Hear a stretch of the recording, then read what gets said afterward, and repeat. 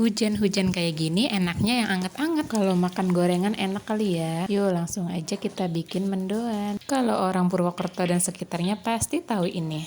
Adonannya udah jadi, kasih daun bawang yang banyak. Jangan lupa bumbu rahasianya. Dan kasih penyedap juga. Oke, langsung aja kita masukin tempenya.